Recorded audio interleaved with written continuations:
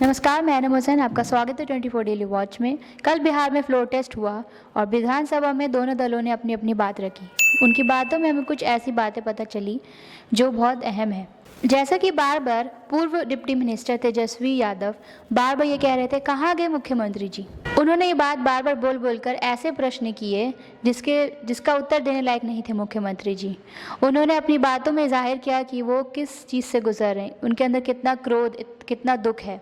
उन्होंने कर्पूरी ठाकुर को भारत रत्न मिलने पर बधाई के साथ साथ नीतीश कुमार को पुरानी बातें याद दिला दी। उन्होंने ये भी कहा कि भारत रत्न एक सम्मान नहीं, एक डील बन चुका है। और उन्होंने अपने भाषण में ये भी कहा कि वो किसके बेटे हैं, और उन्होंने ये भी बता दिया कि वो हार के भी हारे नहीं। अब बताइए, कर्पूरी जी को मिला, हमको तो बहुत खुशी की बात है, कर्पूरी जी को मिला। आप कर्पूरी जी के साथ, हमारे पिता के साथ आप काम कर चुके हैं। आप उस वक्त थे, हम भले ही मेरा जन्म ना हुआ हो या हम बहुत छोटे होंगे, लेकिन आप तो जवान थे। आपको तो ये पता था कि कर्पूरी जी जब आरक्षण बढ़ाए थे, उनकी सरकार थी, तो जनसंघ जो था उस सरकार में था। जब कर्पूरी जी जब आरक्षण बढ़ा दिए तो यही जनसंघ वाला ही ना कर्पूरी जी को मुख्यमंत्री पद से हटाया। कौन हटाया? और आप कहाँ बैठ गए? आप कर्पूरी जी का नाम लेते हैं और आप कहाँ बैठ गए मुख्यमंत्री जी? और वही जनसंघ वाले, भाजपा वाले कहते थे, क्या बोलते थे, आरक्षण कहाँ से आई, कहाँ से आई? कर्पूरी जी, हम नहीं बोलेंगे, नहीं बोलेंगे, नहीं बोलेंगे, ये बोलते आप हैं।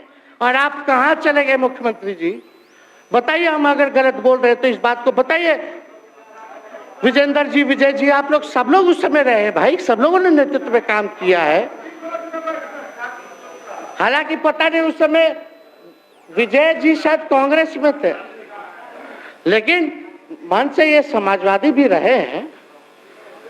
तो इतना सब लोग का सहयोग रहा, कर्पूरी जी को भारत रत्न मिला, तो ये लोग तो भारत रत्न डील बना लिया, डील करने के लिए। हमको वोट मिलेगा और डील कर लो, भारत रत्न दे देंगे, भारत रत्न दे देंगे, डील कर लो। सम्मान नहीं करते आप लोग, डीलिंग करते हैं, डीलिंग करते हैं। भाजपा के लोग सम्मान नहीं करते, डीलिंग करते हैं, केवल वोट बैंक की राजनीति के लिए करते हैं।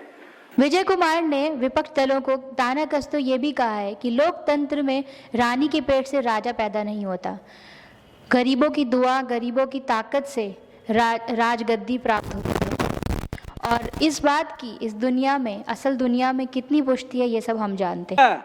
रानी के पेट से राजा पैदा नहीं होगा।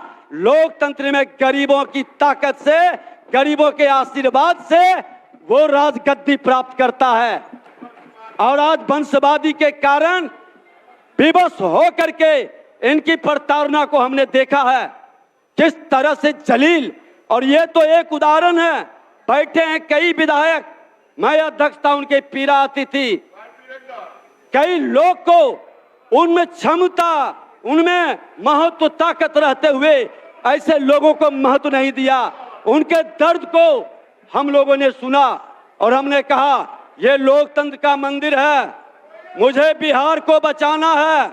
मुख्यमंत्री जी ने सुधरने का अवसर दिया। बीजेपी के अध्यक्ष बार बार नीतीश कुमार के पक्ष में बात करते हुए दिखे और वहीं तेजस्वी जी बातों का हमला करते हुए दिखे। उन्होंने भाषण में ये भी कहा कि जो झंडा लेकर मुख्यमंत्री जी चले थे, वही झंडा लेकर वो मोदी जी को बिहार में नहीं आने देंगे। मजबूती के साथ खड़े रहते हैं, इधर उधर हम लोग नहीं करते। तो इसलिए उपाध्यक्ष महोदय, हमको किसी बात का डर नहीं, फिक्र नहीं। हमारे पिता लालू जी है और उनका खून मेरे अंदर, हम लालू जी का बेटा है।